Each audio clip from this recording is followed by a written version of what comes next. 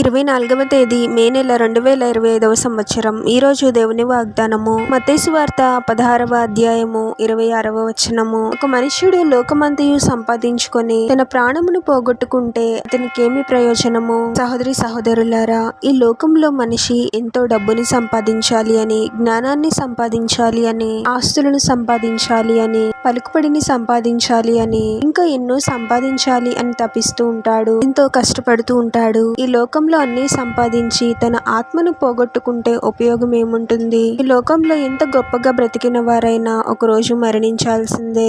శరీరానికి మరణం ఉంటుంది, కానీ ఆత్మకు మరణం ఉండదు. చనిపోయిన తర్వాత మనిషి యొక్క ఆత్మ పరలోకానికి లేదా నరకానికి వెళ్ళవలసి ఉంటుంది.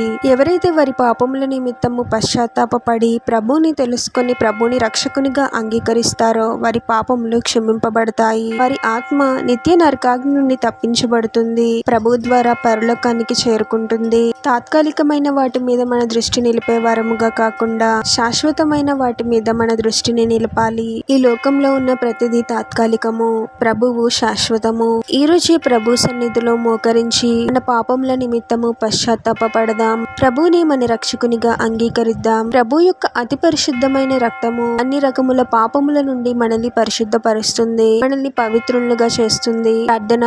పరిశుద్ధుడు ఒక ప్రభువా, మీ పరిశుద్ధమైన పాదాలకు వేలాది వందనాలు, స్తుతులు, స్తోత్రాలు చెల్లించుకున్నాము తండ్రి. మరొక నూతన దినంలోనికి మమ్మల్ని క్షేమంగా ప్రవేశింపచేసిన దేవా, మీకే స్తోత్రం ప్రభువా. తాత్కాలికమైన వాటి మీద కాకుండా శాశ్వతమైన వాటి మీద మా దృష్టిని నిలిపే వారముగా మేము ఉండాలి తండ్రి. ఈ లోకంలో ప్రతిదీ తాత్కాలికము, మీరే శాశ్వతము అని గ్రహించగలిగే జ్ఞానాన్ని మాకు అనుగ్రహించండి ప్రభువా. లోకానికి, లోకపు క్రియలకు ప్రాముఖ్యత ఇచ్చే వారముగా కాకుండా మా జీవితాలలో మొదటి స్థానాన్ని మీకే ఇవ్వాలి ప్రభువా. మీకు వ్యతిరేకంగా మేము చేసిన ప్రతి పాపమును క్షమించండి తండ్రి. మీరే మమ్మల్ని పరిశుద్ధపరచండి ప్రభువా. మిమ్మల్ని హృదయపూర్వకముగా ప్రేమిస్తూ మీతో సహవాసం చేస్తూ జీవించాలి తండ్రి. అటువంటి కృపను మాకు అనుగ్రహించండి ప్రభువా. మా జీవిత కాలం అంతయు మీకు లోబడి జీవిస్తూ నిత్య నరకాగ్ని నుండి తప్పించబడి మీ ద్వారా పరలోకానికి చేరుకునే వారముగా మమ్మల్ని దీవించమని ఈ ప్రార్థనలో ఏకీభవిస్తున్న ప్రతి ఒక్కరిని పేరు పేరున దీవించి ఆశీర్వదించి అభిషేకించమని, వారు చేసే ప్రతి పనిలో మీరే వారికి తోడుగా ఉండి వారిని అన్ని కీడుల నుండి, అపాయాల నుండి మీరే వారిని రక్షించమని ఈ మా మనవులన్నీ యేసుక్రీస్తు వారి పరిశుద్ధ నామంలో అడిగి వేడుకొనిచున్నాము తండ్రి.